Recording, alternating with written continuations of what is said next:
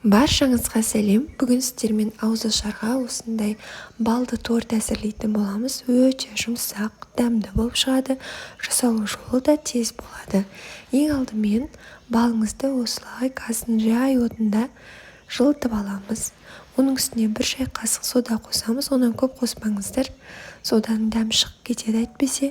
Осылай үздіксіз араластырып отырасыздар. Газдың асты жай болу керек.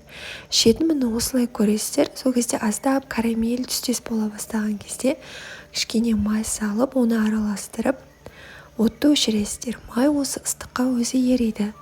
Онан соң 4 жұмыртқаны миксерлеп аламыз. Оның үстіне шекерімізді қосып, тағы миксерлеп аламыз.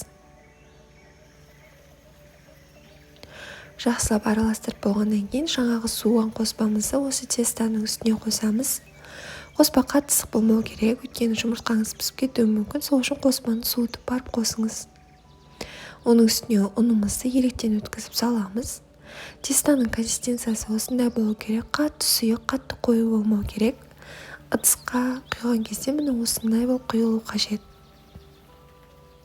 Пешіңіздің градусына қарай 180-200 градуста 10-15 минут пісіріп аласыз.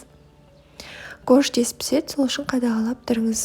Креміне сметана емес сгущенка. Мен закусите сливки қостым, ол өз қалауыңызда. Міне осындай қоюлықта бізде крем шығады.